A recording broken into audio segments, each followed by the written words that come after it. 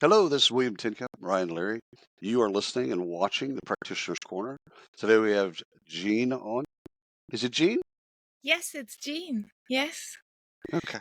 Well, in France they might pronounce that a little bit different. So I just wanted to make Absolutely. sure.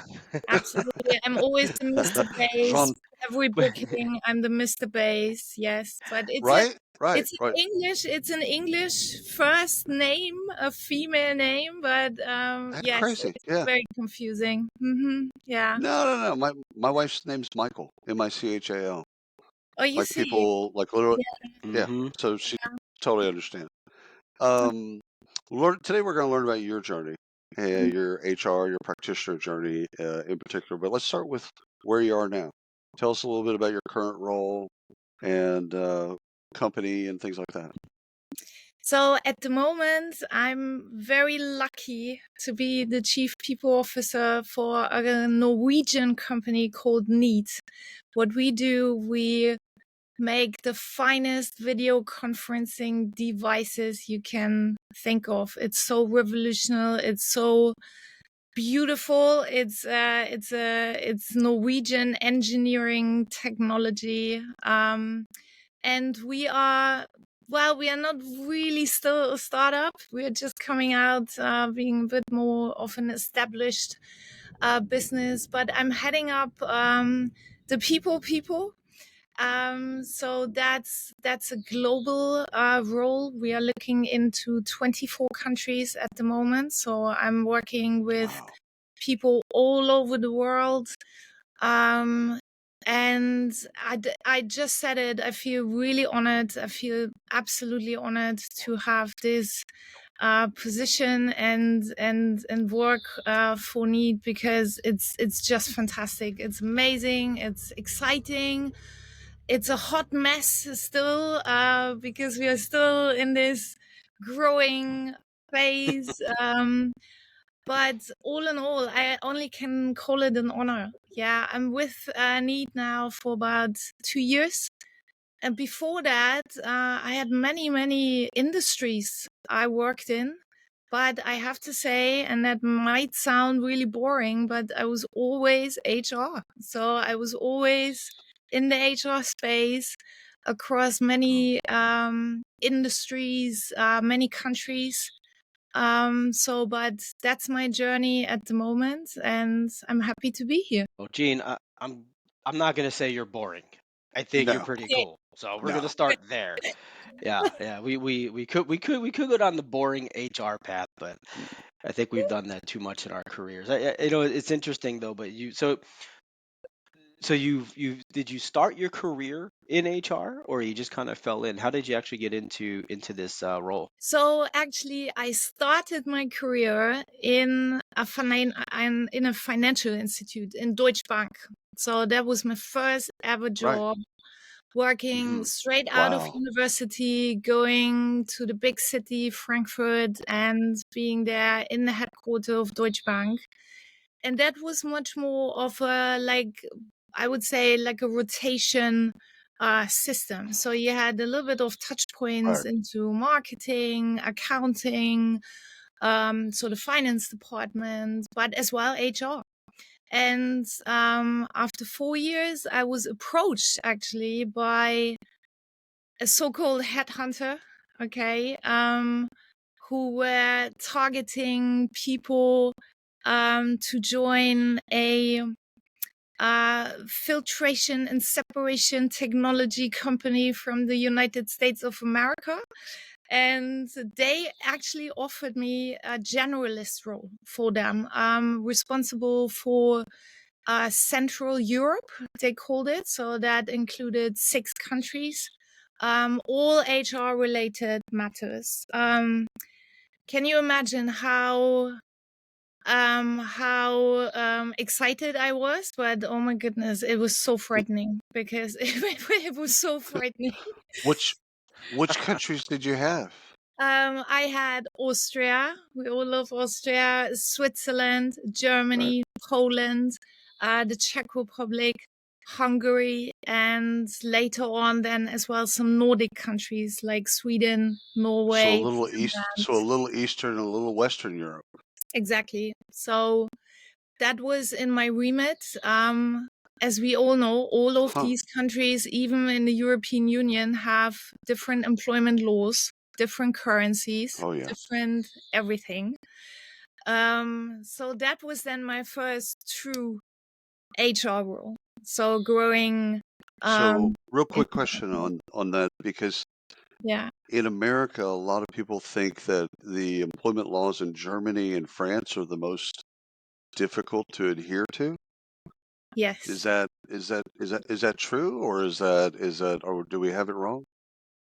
It's absolutely true, but I would to this list. You can absolutely 100%. You can add the Netherlands.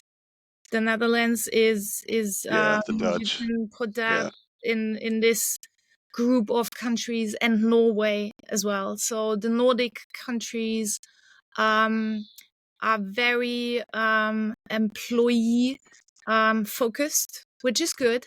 So I'm a true believer, even when sometimes as an employer this can be very difficult and very long right. processes. But for the employees, it's a damn good system. Gene, I'm curious about. I want to go backwards to the company you're at right now. What's it like working with a Nordic company, specifically Norway? What's it like? What's the values and kind of? And here's why the preface. Here's why I'm interested. I just got finished watching a series on Netflix called Vikings, and then Yeah, Vikings Mahalo. So it's about 700, 800 AD, and so it's fascinating just to watch Viking culture. yeah. The portrayal, at least. I'm sure it's all grossly exaggerated and stuff like that. But that said, the Nordic countries are different. They're built Mhm. different. They are different. And so, what is it like working with Norwegians? It is truly, truly completely different than anything what I did before. So I really have to say that. So first of all, what we all need to understand is Norwegians perfection. They are really perfection. Yeah, So I worked with engineers before in other industries and other companies, but Norwegians, this is perfection. And what we have to understand as well, they are so um their working style is so effective. And listen to me, I'm German. When I say they are so I know. effective, I know. This is so that's wow. kind of, for me, this is another 100% on top. They are so effective that they actually can focus as well, truly, truly, on their life outside of work. Right, So Norwegians take it very serious to take time off in the summers, take time off with their families. They respect that family always comes first. Even all the laws around parental leave and all of that is very much reflecting of how right, respectful they are about this part in life. So to sum it up, highly effective. The knowledge and the just the expertise you will find in this country is exceptional. If you ever make a trip to Europe, please do go to Oslo. I mean, even the entrance into the country, the airport train, the fast train, it's like a different world. It truly is. And on top, of course, they have this beautiful nature, and it's just, oh my goodness, I could truly live there. I could truly consider relocating to Norway. Yeah, I'm kind of absolutely. feeling like we need to like create a little list of places we need to visit oh, 100%. because I've been to everyone we Oslo. I've Yes. It's never been. When I hear it's as beautiful gorgeous. It's airports, as gorgeous as Gene says it is. yeah, when I It's hear beautiful airports and trains, I'm thinking you need to come to Philadelphia and see what we live in because this thing is trash. It Like is. it is just Yeah. awful. Yeah. But Gene, I have a question for you. So you mentioned something that William and I have spoken about a couple of times on another show that we host, and Yeah. around parental leave hmm and benefits around parental leave. So you're managing people across many countries. Yeah.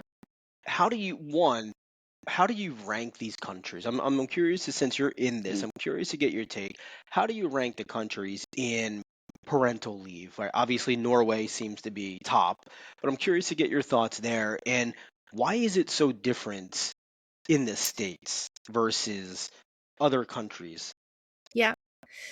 So I think one of the reasons, and I think that's for many people to consider when we talk about parental leave. What we have to understand is Hmm. in countries like Norway, Germany, which is amazing as well when it comes to parental leave. In these countries, the social security system is very, very strong, and the social security payments you make as an employer and as an employee will give the option for taking time off, because this will be then paid out of this pot of money you paid in with all of your contributions to social security. We clearly don't have that Right. in the USA.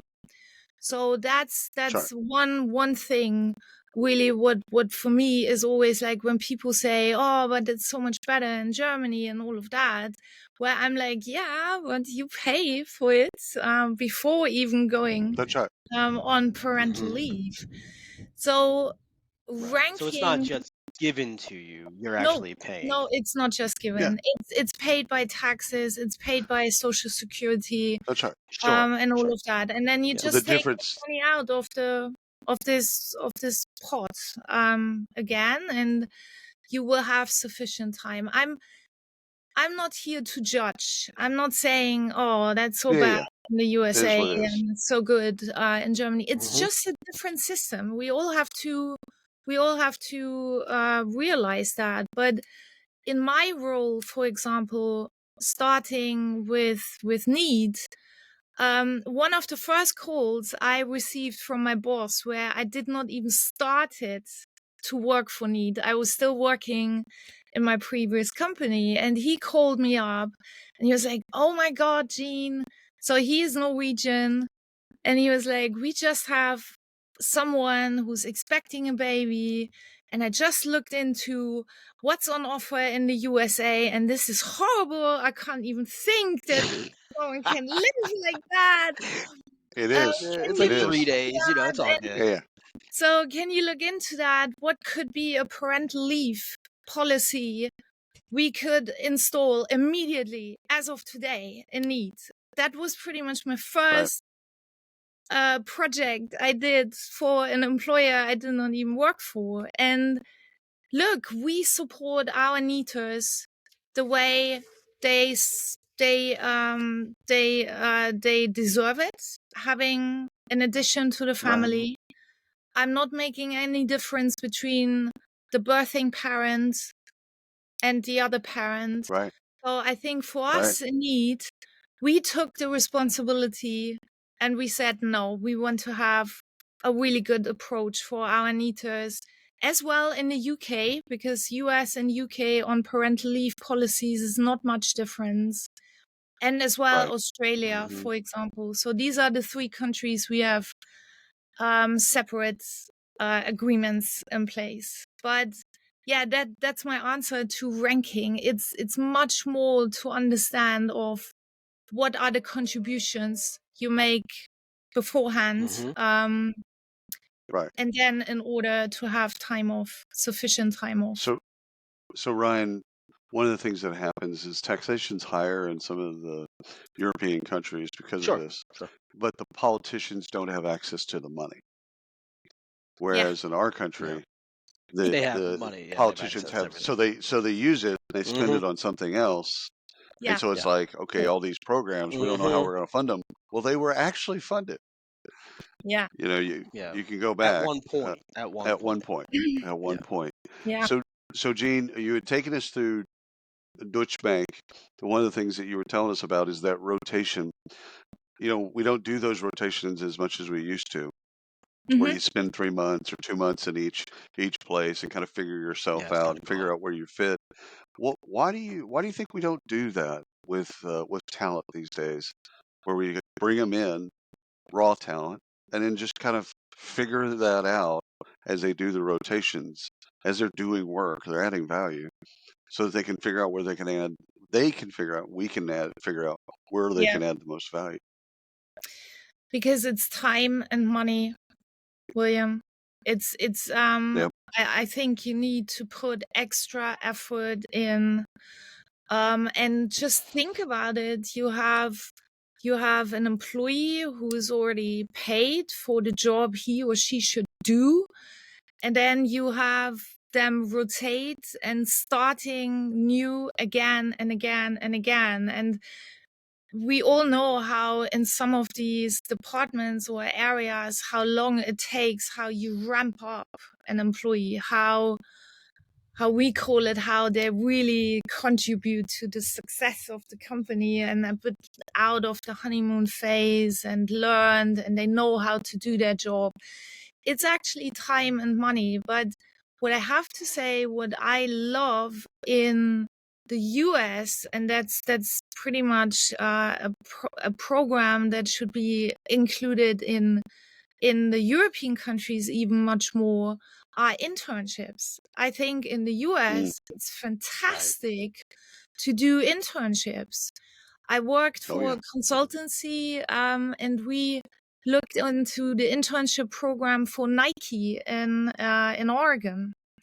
And I Yep. think this is amazing. And the breadth of experience a young person can get when they are not quite sure. We all know what you study at university is not your final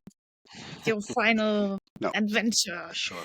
Um, but they can actually already come out of these internships and say, yes, so marketing is my passion or finance is my passion. So It's that, just as important, Gene. I did 11 internships while I was in college, you see, and it it wasn't as much of teaching me what I loved as much as what I hated.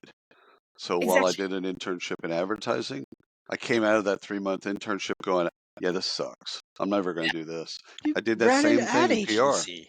How does that Yeah, yeah, work? yeah. Well, That I was a didn't I fail. didn't like the I didn't like B2C advertising. Because it's different, brand advertising and things like that. I Yeah. Yeah, did the same thing in PR. I did 2 PR internships to learn that I don't like PR. Yeah. yeah, It's So like it helps you with both sides, both what yeah, you find like, absolutely. oh my God, I didn't know that I was going to love this, but also, yeah, I don't ever want to do that again in my life. Yeah, Probably right. Yeah, Gene, this is interesting. These conversations are sort of like my own personal therapy and my journey. Like I learn a ton from these, which is never thought it would actually be that way, but it is. So, William, you heard this story a couple times now. My oldest daughter, 16, Gene, yeah, and she's working for a restaurant. She's a hostess at a restaurant. okay, yeah, Now they're cross training her to be yeah, a runner, to serve the food and, clean up the tables and stuff like that. yeah. So now that she's been there for a couple of months as a hostess, they've moved her over into training. They also reduced her pay and she Oh, doesn't get the tips during the training. oh, So their thought here is their theory is, well, you did really good here, but now we're going to train you. So we're going to have to reduce your pay to training pay, which went from $11 per hour to $4 per hour, oh, and you wow. don't get any of the tips that the other waiters and waitresses are getting Right. until you're done your training. And I'm not really sure how I feel about that, but when Oh, you say it's dumb. time and money, right, to move someone, why aren't we cross training? It's time and money, and that's how this restaurant's looking at it. But they're actually taking the money away from the employee who has been working well in another role and performing above what they need. So this conversation is very interesting to me. for that reason. Yeah. This is Yeah. why I strongly believe so rotating in hospitality, or I mean with the tips, that's always a very difficult approach, how to make that fair in that sense. But Mhm. rotating for me works most perfect when you have this one general contract of employment. So where you do not fiddle around with salary, hourly rates, or it Right. needs to be this one rock solid contract of employment or any agreement. And then it's a fair approach. And funnily, I worked in hospitality when I was at uni. So Ah, I worked in big hotels as a waitress, cleaning rooms. I don't know, cleaning the kitchen. I did that for many, many years. And we always had this. We had a tip, like a glass jar, okay? And the waitress, they were only allowed to keep 50%. The other 50% was in the jar because it takes more. I mean, it's damn easy to put a plate on the table, but who cooked it? Who right. washed the dishes? Ah, Yeah. Who cleaned it? So Exactly. who's doing all of that in the background? So it's only fair that you share this in a way. I mean, on to all the waitresses Absolutely. out there, you will not like me for this, but you should share. Come on, your tips. It takes much more to serve a guest, you know? No, absolutely. I fully agree with that. Yeah, I like the so in Europe, internships are not something that is of the norm. it's It's becoming more and more the norm that you do, even when you are at university, you have like a job, in, so like one day per week or a couple of hours, here and there. But the power of internships, like we know it from the US, that's definitely Not the not same. an approach over here, which is that's not good. We need to get better. We are working on this in need at the moment in Norway, actually, working with 2 universities up there to provide internships, to provide this opportunity in the engineering space. And I'm very much looking forward to see all this young talent, and maybe that's future employees as well. I mean, we all know how much hiring is made from internships. That's powerful too. Absolutely.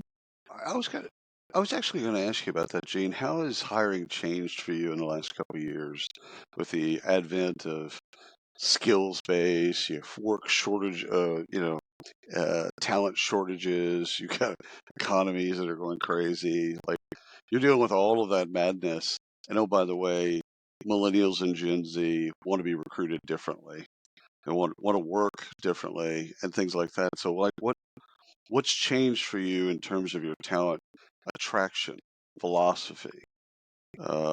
Just over the last, I'd say COVID Yeah. and after. So first of all, I have the most amazing recruiter on the planet. I can tell you that. We worked together 15 years ago, and the minute I landed my job in need, I gave her a call.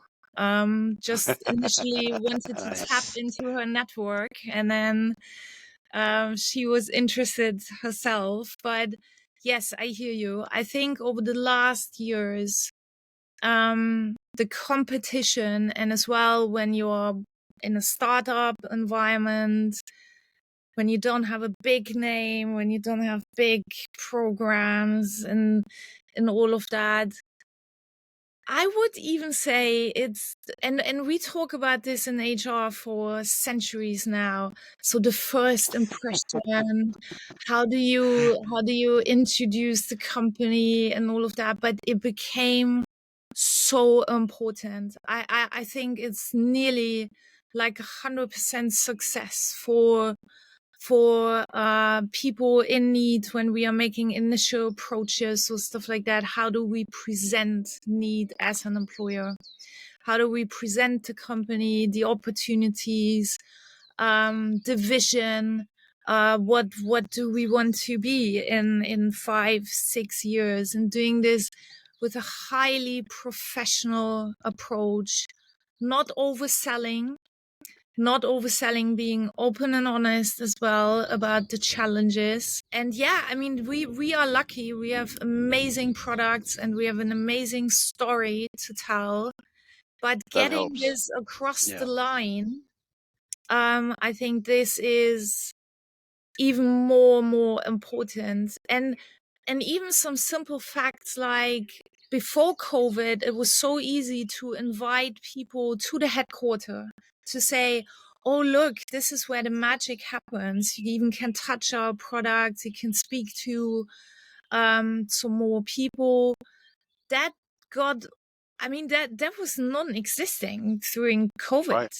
Yeah. It was, Right. Has the change helped you?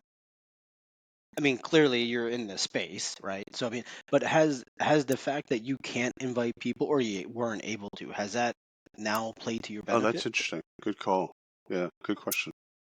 well, what I can say with our technology, even the interview experience will give a first outlook of how amazing the technology is.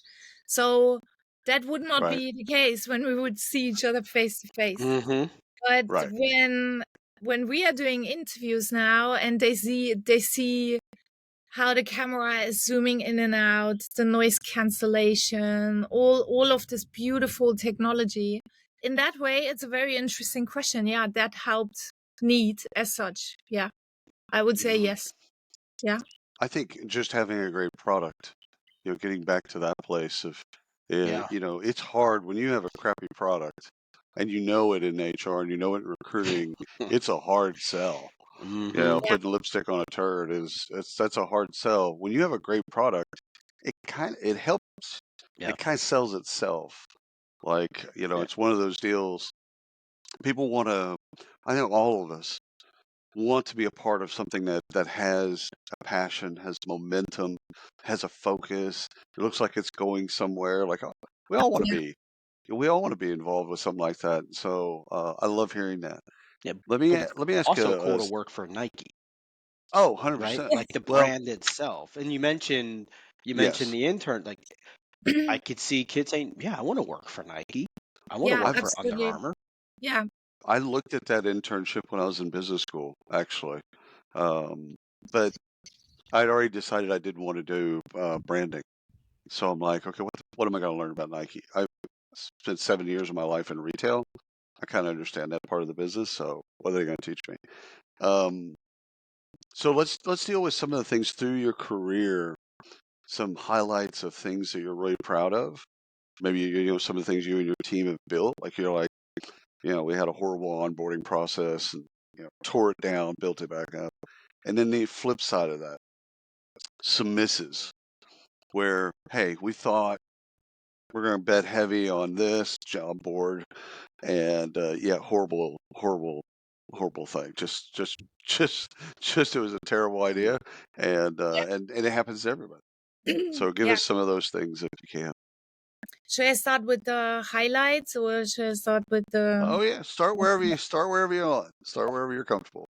Okay, so highlights absolutely and I'm preaching this to everyone who's working with me, is, and that takes time, just by the way, so that's nothing you can learn in a classroom or reading a book or stuff like that. But highlights is that I truly can say, without being arrogant, I'm truly a global people person. So, and that takes time to learn about the cultural differences, to learn about the different legislations, to learn about all the little tips and tricks how to operate in a country, and using this knowledge, and as well for need now, opening new territories, opening new countries. And it's going flawless. I can tell you that. I can open a new country, including payroll, tax, identification, contracts of employment in a snap. And that's, Yeah, it's so you're enjoyable. not daunted by that. The No, complexity that no, most people would wilt under. You're like, okay, we got 17 countries in Africa that we have employees in. Ah, okay, yeah, yeah, done. okay, let's Like, do that. you know ways to do that. That's So fantastic, quite frankly. True so that's global leadership. absolutely, yeah, the highlight. And again, that takes time. This is not overnight or just working in the space for 2 or 3 years.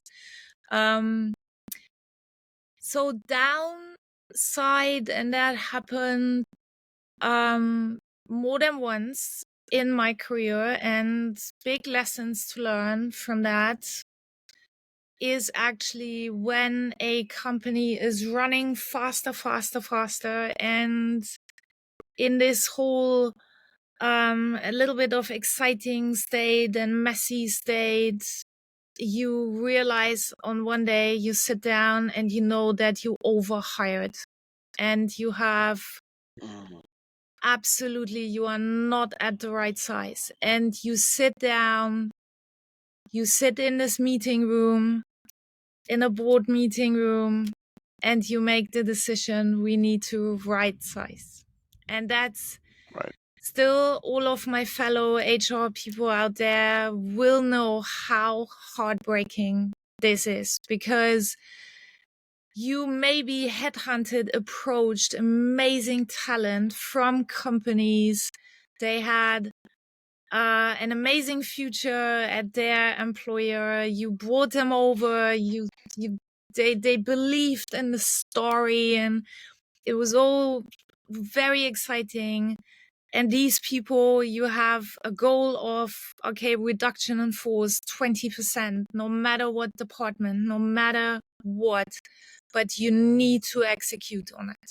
So what my mantra is in situations like that, to do it in the most professional way we can. So show the right, respect, be Right. absolutely on the point. All processes, everything needs to be in place to a level of excellence that we show all of our respect. So I can tell you, the last process I had to do, unfortunately,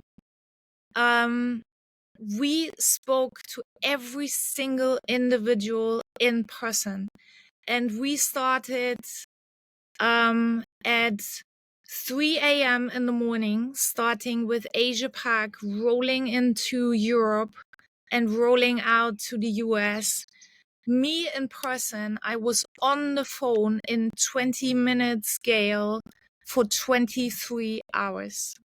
And I yep, wanted that, because Yeah. that was yeah, what they all deserved. So yeah, that's the downside. But I'm sure we all know Yeah. that's life, I was going unfortunately. to ask about that. How do you manage that process globally? We hear the horror stories of companies letting go of people over Zoom. And yeah, and it's good to hear that story.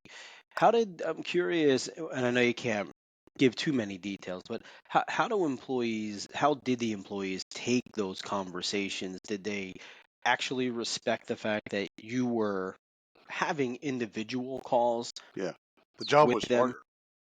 Yeah. Yeah. So I've learned in these processes, never expect anything, because the people you would expect who would be very emotional or very, very, I don't Right. know, disconnected or anything like that. It always turns out something different. So I wouldn't. So I'm always going completely open-minded in these conversations. Most of them were very thankful to have this conversation, because it was as well back in the days. We all know these horror stories where even people would just receive an email with a color Yep. coding or anything like that. Yep. So Yep. where I'm reading these stories in the news and I'm like, oh my goodness, this is inhuman. It's So not that's humane. inhuman. Yeah. Exactly. So people were very not thankful, but they were absolutely. I had so many people saying, oh my goodness, Jean, what is the time for you? That must be so late or so early.